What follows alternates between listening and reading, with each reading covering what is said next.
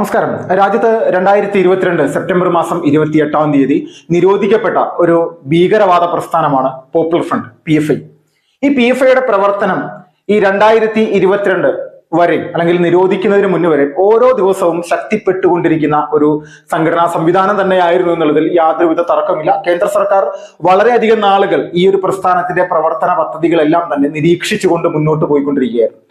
ലോകരാജ്യങ്ങളിലെ പല ഭീകരവാദ പ്രസ്ഥാനങ്ങളുമായിട്ട് കൃത്യമായിട്ട് ബന്ധം സ്ഥാപിക്കാനും അതോടൊപ്പം ഭീകരവാദ പ്രസ്ഥാനത്തിലേക്ക് സാമ്പത്തികം ഉണ്ടാക്കുന്നതിനായിട്ട് പ്രവർത്തിക്കുന്ന മനുഷ്യാവകാശ സംഘടനകൾ എന്നൊക്കെ പറഞ്ഞ് തുർക്കിയിലുള്ള പല പ്രസ്ഥാനങ്ങളുമായിട്ടെല്ലാം ഈ പോപ്പുലർ ഫ്രണ്ടിന്റെ ഭാരതത്തിലെ നേതാക്കന്മാർക്ക് കൃത്യമായിട്ട് പങ്കുണ്ടായിരുന്നു.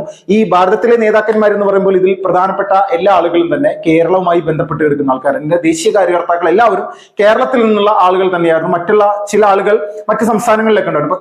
22ഓളം സംസ്ഥാനങ്ങളിൽ ശക്തമായിട്ടുള്ള വേരോട്ടം ഉറപ്പിച്ചുകൊണ്ടുള്ള ഒരു പ്രവർത്തന സംവിധാനം തന്നെയായിരുന്നു PFI നടത്തിക്കൊണ്ടിരുന്നത്. ഇന്നല്ലെങ്കിൽ നാളെ കേന്ദ്ര സർക്കാർ പോപ്പുലർ ഫ്രണ്ടിനെ നിരോധിക്കാനുള്ള സാധ്യതയുണ്ടെന്ന് ഇവരുടെ നേതാക്കന്മാർക്ക് തന്നെ അറിയാമായിരുന്നെങ്കിൽ പോലും BJP കൊടുത്ത ഒരു തീരുമാനം അല്ലെങ്കിൽ കേന്ദ്ര സർക്കാർ എടുത്ത തീരുമാനം ഇവരുടെ പ്രധാനപ്പെട്ട എല്ലാ നേതാക്കന്മാരെയും അവർ ചെയ്ത രാജ്യവിരുദ്ധ പ്രവർത്തനത്തിന് ജയിലിലടക്കുക എന്നുള്ള തീരുമാനം തന്നെയായിരുന്നു. അതിനെ കൃത്യമായിട്ട് NIA ഒരുപാട് നാളുകൾ കൃത്യമായിട്ട് തന്നെ കോടതിക്ക് മുന്നിൽ തെളിവുകൾ കണ്ടെത്തി കൊടുക്കുന്നതിനായിട്ടുള്ള ഒരുപാട് പരിശ്രമങ്ങൾ നടത്തിയിരുന്നു. ഈ പരിശ്രമങ്ങളുടെ ഒടുവിൽ നിരോധിക്കുന്നതിന് ഏകദേശം 6 ദിവസങ്ങൾക്ക് മുന്ന് പോപ്പുലർ ഫ്രണ്ടിന്റെ ദേശീയ കാര്യകർത്താക്കളെയും സംസ്ഥാന കാര്യകർത്താക്കളെയും പിടികൂടി തിഹാർ ജയിലിൽ അടക്കുന്ന ഒരു അവസ്ഥയായിരുന്നു. ഒരുപാട് നേതാക്കന്മാർ മുങ്ങി, പല പ്രവർത്തകരും മുങ്ങി, കൊലക്കേസുകളുമായി ബന്ധപ്പെട്ടുകൊണ്ടൊക്കെ പല ഘട്ടങ്ങളിലായിട്ട് നടന്ന കൊലപാതക പരമ്പരകളുമായിട്ട് ഇതിന്റെ പ്രധാനപ്പെട്ട ആയുധ പരിശീലനം നടത്തുന്ന ആളുകൾ അടക്കം ഒളിവിൽ പോയിട്ടുണ്ടായിരുന്നു. പലരെയും ഘട്ടം ഘട്ടമായിട്ട് പോലീസ് അറസ്റ്റ് ചെയ്തു. ചിലർ കീഴടങ്ങി. റൌഫിനെ പോലെയുള്ള നേതാക്കന്മാർക്ക് കീഴടങ്ങുന്ന ഒരു സാഹചര്യം തന്നെയായിരുന്നു. അപ്പൊ ഈ സമയത്താണ് ഇപ്പോ 2024 ജൂലൈ മാസത്തിൽ എത്തി നിൽക്കുന്ന ഈ ഒരു സാഹചര്യത്തിൽ നമ്മുടെ രാജ്യത്ത് പോപ്പുലർ ഫ്രണ്ടിന്റെ പ്രവർത്തനം പൂർണ്ണമായിട്ടും മരവിക്കപ്പെട്ടു. നിയമപരമായിട്ട് മരവിപ്പിക്കപ്പെട്ടെങ്കിൽ പോലും അടിസ്ഥാനപരമായിട്ട് ഈ സംഘടനയുടെ പ്രവർത്തനം ഇവിടെ ഉണ്ടോ അല്ലെങ്കിൽ നശിച്ചോ എന്നുള്ള ഒരു വിഷയമുണ്ട്. ഈ വിഷയത്തിൽ കഴിഞ്ഞ ദിവസം നമ്മുടെ കേരളത്തിൽ ഏറ്റവും പ്രമുഖനായിട്ടുള്ള രാഷ്ട്രീയ നിരീക്ഷകൻ അല്ലെങ്കിൽ രാഷ്ട്രീയ സ്വയംസേവക സംഘം RSSുമായി ബന്ധപ്പെട്ടുകൊണ്ടൊക്കെ വളരെയധികം താത്വികമായിട്ടുള്ള അവലോകനങ്ങൾ നടത്തുന്ന ഒരു പ്രധാനപ്പെട്ട ഒരു നിരീക്ഷകൻ കൂടിയാണ് TG മോഹൻദാസ്. ഈ TG മോഹൻദാസ് സാറിനെ സംബന്ധിച്ച് അദ്ദേഹത്തിന്റെ ഒരുപാട് വീഡിയോസുകൾ ഓരോ ദിവസവും പല ചാനലുകളിലൂടെയും പുറത്തു വരുന്നുണ്ട്. പക്ഷെ അദ്ദേഹം സ്ഥിരമായിട്ട് ഒരു വീഡിയോ ചെയ്യുന്ന ഒരു പ്രധാനപ്പെട്ട അദ്ദേഹത്തിന്റെ മാത്രം വീഡിയോകൾ വരുന്ന ഒരു ചാനലാണ് പത്രിക എന്ന് പറയുന്ന ഒരു യൂട്യൂബ് ചാനൽ. ഈ പത്രികയിൽ അദ്ദേഹം പോപ്പുലർ ഫ്രണ്ട് നശിച്ചിട്ടില്ല, പ്രവർത്തനം മരവിച്ചിട്ടില്ല എന്നുള്ള വിഷയവുമായി ബന്ധപ്പെട്ടുകൊണ്ട് ഒരു പ്രധാനപ്പെട്ട ഒരു കാര്യം തുറന്നു പറഞ്ഞു.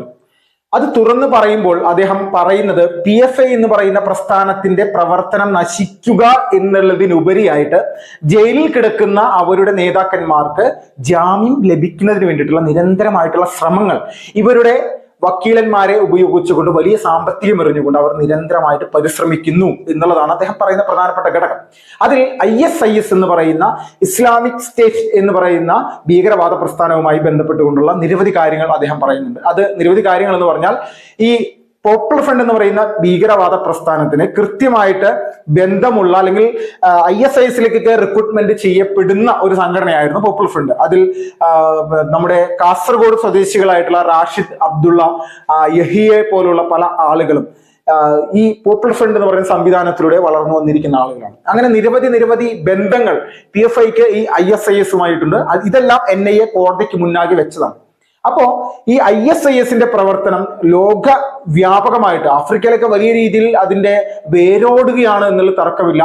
ഈ നമ്മുടെ ഏഷ്യൻ രാജ്യങ്ങളിൽ നിൽക്കാൻ സാധിക്കാത്ത ഈ ഭീകരവാദികൾ പല ഘട്ടങ്ങളിലായിട്ട് ആഫ്രിക്കയിലെ പല സ്ഥലങ്ങളിലേക്ക് കുടിയേറി അവിടെ പ്രവർത്തന പദ്ധതികൾ സെറ്റാക്കിയിരിക്കുന്നു എന്നുള്ളതാണ്. അതിൽ ബൊക്കോ ഫോറം പോലെയുള്ള ഭീകരവാദ പ്രസ്ഥാനങ്ങളുടെ കൃത്യമായിട്ടുള്ള സപ്പോർട്ട് ഈ ISISനുണ്ട്. അവരുടെ തണലിൽ ഇത് വലിയ രീതിയിൽ വ്യാപിക്കുന്നു എന്നുള്ള റിപ്പോർട്ടുകൾ ഇന്റർനാഷണൽ മാധ്യമങ്ങളൊക്കെ പല ഘട്ടങ്ങളിലായിട്ട് പുറത്തുവിട്ടിരുന്നു. അപ്പോൾ PFIയെ സംബന്ധിച്ച് അവർക്ക് കേരളത്തിൽ അവരുടെ ഇനി പ്ലാറ്റ്ഫോമുകൾ എന്താണ്? അവരുടെ ഏകദേശം ഒരു 10-100 നേതാക്കന്മാരൊക്കെ ജയിലിലുണ്ടാവുകയുള്ളൂ. പ്രധാനപ്പെട്ട ആളുകളാണ് ജയിലിൽ കിടക്കുന്നെങ്കിൽ പോലും ഇതിന്റെ 2ാം നിരയും 3ാം നിരയും 4ാം നിരയും എല്ലാ നേതാക്കന്മാർ ഇപ്പോഴും നമ്മുടെ രാജ്യത്ത് സജീവമായിട്ട് ഉണ്ട് എന്നുള്ളതിൽ തർക്കമില്ല. ഈ സജീവമായിട്ടുണ്ട് എന്ന് പറഞ്ഞാൽ 2006 ഇവർ തന്നെ രൂപീകരിച്ച അല്ലെങ്കിൽ ഇവരുടെ നേതാക്കന്മാരുടെ നിരീക്ഷണ വലയത്തിൽ രൂപീകരിക്കപ്പെട്ട ഒരു സംഘടനയാണ് അല്ലെങ്കിൽ ഒരു രാഷ്ട്രീയ പ്രസ്ഥാനമാണ് SDP. SDP യുടെ പ്രവർത്തന പദ്ധതിയിൽ ഇവരിപ്പോഴും കൃത്യമായിട്ടുള്ള സഹായ സഹകരണങ്ങളോടെ ഉണ്ട്. കുറെ ആളുകൾ CPM-ലേക്ക് പോയി എന്നൊക്കെ പറയും. അതൊക്കെ നമ്മൾക്ക് പറയുമ്പോൾ പറയാമെന്നുള്ളൂ. CPM-ൽ പോയിട്ടുണ്ടോ ഇല്ലയോ എന്നുള്ളതിന് കൃത്യമായിട്ട് തെളിവുകളൊന്നുമില്ല. പക്ഷെ എങ്ങനെയാണെങ്കിലും രാജ്യവിരുദ്ധ പ്രവർത്തനങ്ങൾക്ക് മുൻഗണന കൊടുക്കുന്ന ഒരു കൂട്ടം വലിയ ഭീകരവാദികൾ ഇപ്പോഴും നമ്മുടെ ഈ കൊച്ചു കേരളത്തിൽ അല്ലെങ്കിൽ നമ്മുടെ രാജ്യത്തെ പല ഭാഗങ്ങളിൽ അഴിഞ്ഞാടുന്നുണ്ട് എന്നുള്ളതിൽ യാതൊരു തർക്കമില്ല. അപ്പോൾ ഇതെല്ലാമാണ് നമ്മളുടെ രാജ്യസുരക്ഷയെ സംബന്ധിച്ചുള്ള ഏറ്റവും പ്രധാനപ്പെട്ട ഭീഷണിയായിട്ട് നിലനിൽക്കുന്നത്. ഇപ്പോ നമ്മുടെ രാജ്യം കഴിഞ്ഞ കുറച്ച് നാളുകളായിട്ട് ചർച്ച ചെയ്യപ്പെടുന്ന ഏറ്റവും പ്രധാനപ്പെട്ട വിഷയങ്ങളിൽ ഒന്നാണ് നരേന്ദ്രമോദിയുടെ ശക്തി കുറഞ്ഞോ എന്നുള്ളതൊക്കെ. നരേന്ദ്രമോദിയുടെ ശക്തി കുറഞ്ഞോ എന്നുള്ളതൊക്കെ അദ്ദേഹത്തിന്റെ പ്രവർത്തനങ്ങൾ ഈ വരുന്ന 5 വർഷം കൊണ്ട് കാണുന്ന സമയത്താണ്, തുടങ്ങിയിട്ടല്ലേ ഉള്ളൂ.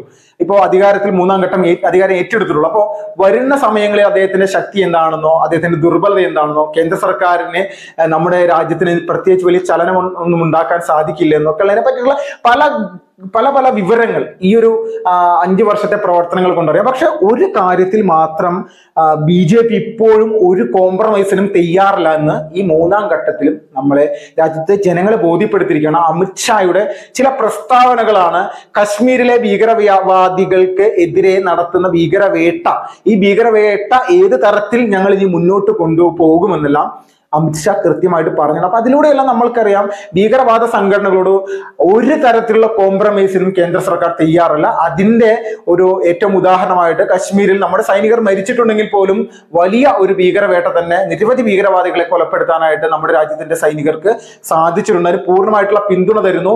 നമ്മുടെ സൈനികർക്കായി പ്രത്യേകം സംവിധാനങ്ങൾ ഏർപ്പെടുത്തുന്നു. രാജ്യത്തിന്റെ ഏറ്റവും വലിയ ഒരു പങ്ക് സാമ്പത്തികം അത് സൈനിക സംവിധാനങ്ങൾക്ക് രാജ്യസുരക്ഷയ്ക്ക് വേണ്ടി വെക്കുന്നു. ഇന്റലിജൻസ് അടക്കമുള്ള NIA അടക്കമുള്ള സമസ്ത മേഖലയിലും ഭീകരവാദത്തിനെതിരെ പ്രവർത്തിക്കുന്ന രാജ്യവിരുദ്ധ ശക്തികൾക്കെതിരെ പ്രവർത്തിക്കുന്ന എല്ലാവിധ സംവിധാനങ്ങളെയും ശക്തിപ്പെടുത്തിക്കൊണ്ട് മുന്നോട്ട് പോകണം. അപ്പോൾ ഇവിടെ TJ മോഹൻദാസ് സാർ പറയുന്ന ഒരു പ്രധാനപ്പെട്ട ഘടകം എന്ന് പറഞ്ഞാൽ പോപ്പുലർ ഫ്രണ്ടിന്റെ ഭീകരവാദികൾ അല്ലെങ്കിൽ ഒന്ന് അനുനയിപ്പിച്ച് അല്ലെങ്കിൽ താൽക്കാലികമായിട്ട് അവരെ ശക്തി ഒന്ന് ക്ഷയിപ്പിച്ച് നിർത്താനേ സാധിക്കുള്ളൂ. ഒരിക്കലും അത് നശിച്ചു പോകുന്ന ഒരു കാര്യമല്ല. പേരേ മാറുന്നുള്ളൂ, ആശയം അത് പലരുടെയും മനസ്സിലാണ്. മനസ്സിനെ മരവിപ്പിക്കാനോ ഒന്നും ഈ രാജ്യത്തിന് അല്ലെങ്കിൽ ഇവിടുത്തെ ഭരണ സംവിധാനത്തിനൊന്നും ഒരിക്കലും ഒരു സാധ്യതയില്ല. പെട്ടെന്ന് ഭീകരവാദ പ്രവർത്തനത്തിലേക്ക് പോകുന്ന ചെറുപ്പക്കാരെ നോട്ടമിട്ടുകൊണ്ട് ഇപ്പോഴും ഇവരുടെ സ്ലീപ്പർ സെല്ലുകൾ കൃത്യമായിട്ട് പല ഭാഗങ്ങളിലായിട്ട് വലിയ സംവിധാനങ്ങളിലൂടെ പ്രവർത്തിക്കുന്നു എന്നുള്ളത് തന്നെയാണ് അദ്ദേഹത്തിന്റെ ആ ഒരു വീഡിയോയിൽ നിന്ന് നമ്മൾക്ക് ബോധ്യപ്പെടുന്നത്.